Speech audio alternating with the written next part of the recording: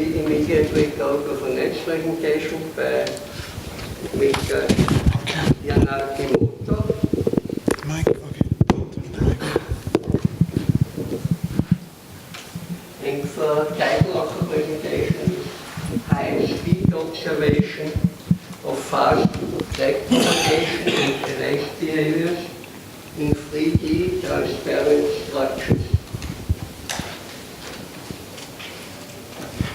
Thank you, Chairperson. I am Fuminori Yanagimoto from the University of Tokyo in Japan. I would like to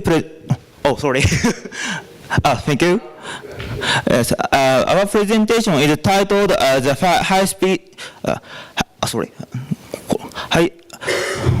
high-speed observation of fast crack propagation and its behaviors in three-dimensional transparent structures. In fact, this is my second presentation ECF, so this slide is same as my first one. So I have to apologize to the audience if you listen to my first one. But I want to express about the importance of the double integrity. In fact, container ship is one of the main transportation system in recent world.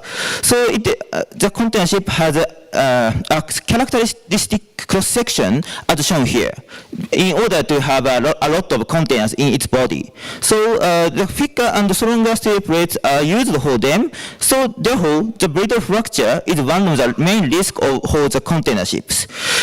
Because the container ship become larger and larger recently, the brittle fracture, the steel used for them becomes thicker and stronger. Therefore, in addition to prevention of brittle crack initiation, so-called concept double integrity is focused on recently. This concept means that the brittle crack should be arrested before it causes fatal damage on the whole of the structure, even if brittle crack is initiated. In fact, there are two approaches to improve brittle crack arrest performance of the structures. One is the so-called material crack arrest. This is to use high-performance steel plates, but such steel is very expensive compared to other structural steel. So recently, structural crack arrest design is focused on the other approaches to improve the crack arrest performance. This means that the two use welded T-joint as a crack arrestor. So T-joint is composed of the web and flanges. So the T-joint is three-dimensional structure expected to arrest brittle cracks. This is one of the example of brittle crack arrest test in structural crack arrest design conducted in Japan. So recently in Japan, there are some projects to evaluate the performance of structural crack arrest design. They indicated that such structural design is beneficial for improvement of crack arrest performance for the structures. However, the detailed mechanics and crack propagation behavior in such three-dimensional structure is not known because the previous studies mainly focused on only evaluation of the performance. One previous study conducted by Handa et al. Shows that the decreasing stress intensity factor due to the crack front shape may play an important role to improve the crack arrest performance in the three-dimensional structures.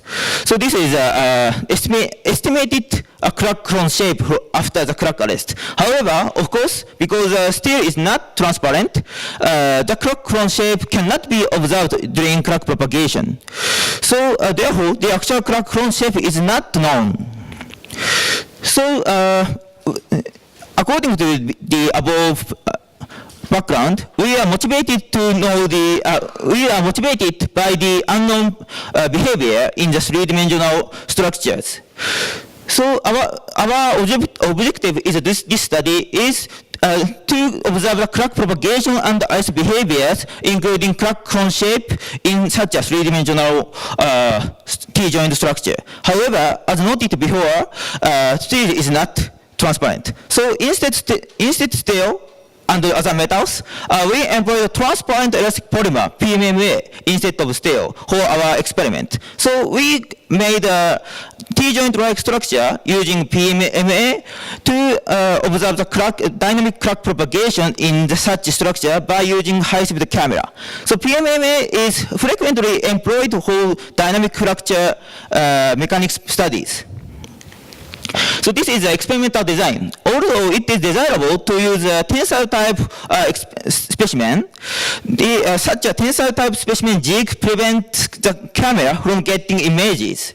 Because so we employ the DCB type specimen instead of the tensile type jig. So in this specimen, load was applied by wedge and pins, so the crack initial notch is opened by the pins and wedge. And the crack gauge is glued on the expected crack path to be a trigger of observation of high-speed camera. The specimen overview is shown here. The specimen is composed of three parts: the upper wave, flange, and lower wave. Between the web and flanges, these are connected by the solvent bonding. This is one example of photos of employed specimen. And the initial notch was also processed by in order to cause brittle fracture. And the surface was polished to make it clear in order to make it easy to observe the crack propagation by high-speed camera.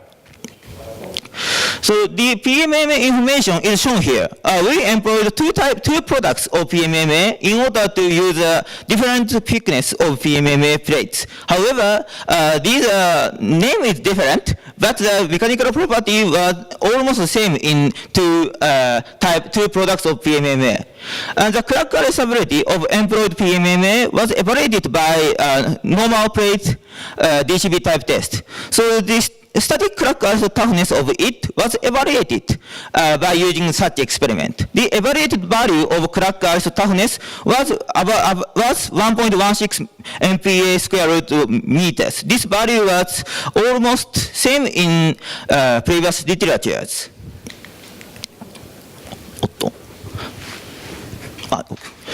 So this is the setup of experiments. So here we employed whole light equipment. Two are located here, and two are these for the detail, focusing on detail light equipment. And here is a camera, and this is photos, and the light is open. So we employed a universal test machine to push the wedges. The employed camera is similar to HPV2. The frame rate was set to 0.25 megaframes per second. The number of frames is in fact limited to only 100 frames. So as noted, we took good attention to the trigger of the observation. So the crack gauges was employed to transmit the signal to initiate the high-speed camera observation. So and the experiments were carried out under just a static loading, and load and slope were measured. So the overview of our experiments is shown here. We conducted 3 experiments, and the largest difference of these 3 experiments were the differences in the flange thickness. So flange thickness prepared for 3 types: 5, 10, and 30 millimeters. And this is photos of specimen after the crack arrest. So crack arrest tip is here, and the crack path notches and crack path. So under load displacement relationships of all specimens were linear. So it can be said that the fracture was caused under linear elastic condition. And the crack arrest position was not same in each experiment. So and in Maxi, the crack almost propagated the width of the specimen. This is a movie of the crack propagation. Sorry. This is the first one in Mark A.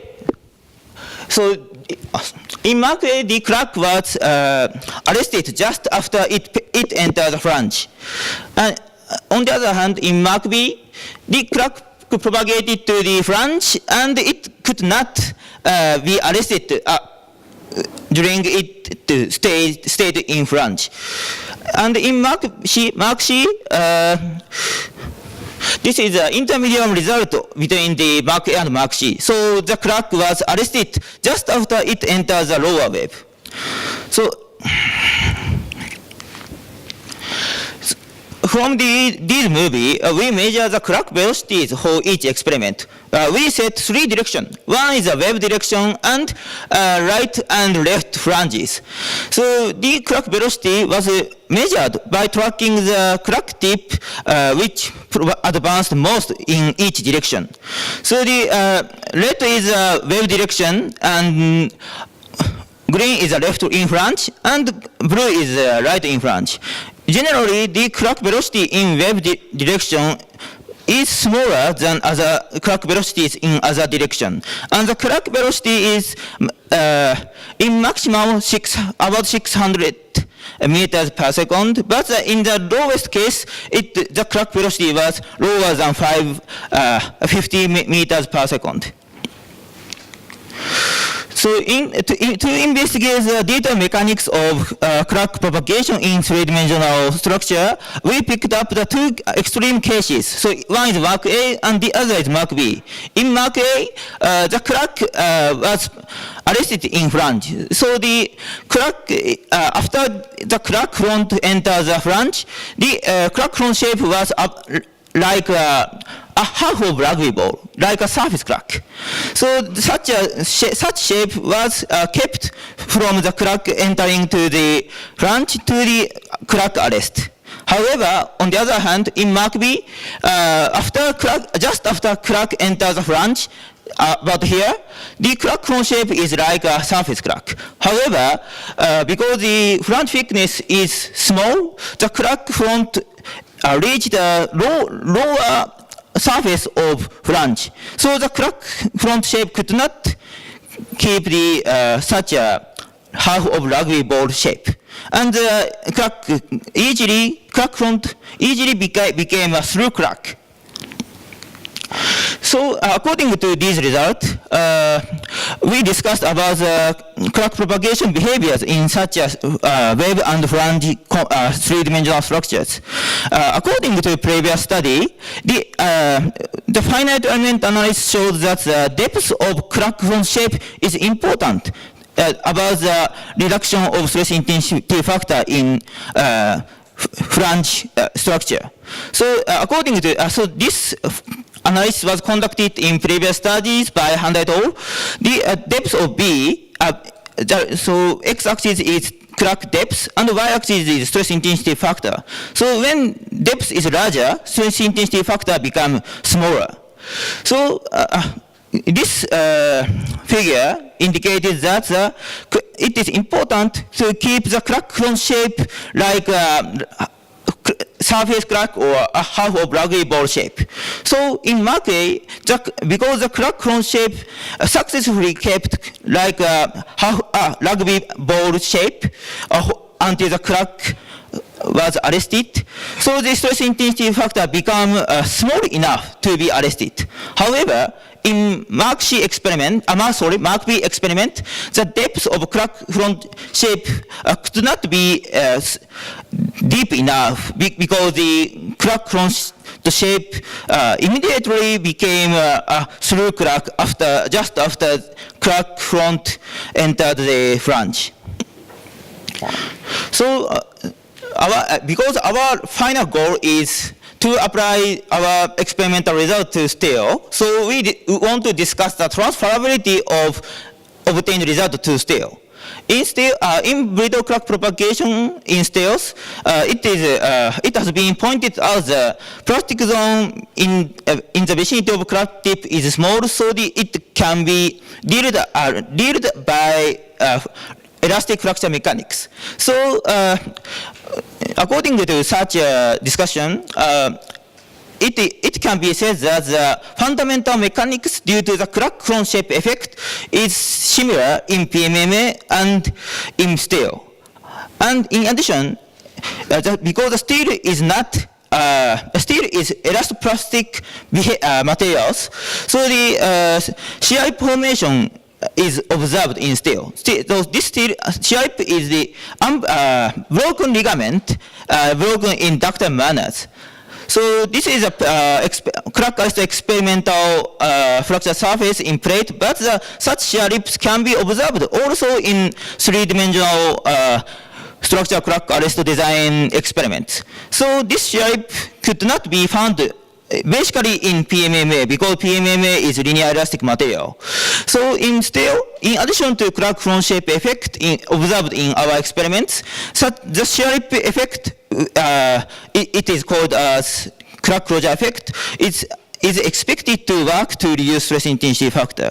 So according to this, in steel cases, the structure crack arrest design is more beneficial compared to the PMMA cases. So this is a conclusion. So the most important thing we want to express is the crack clone shape is much important in the three-dimensional dynamic fracture mechanics. Thank you very much.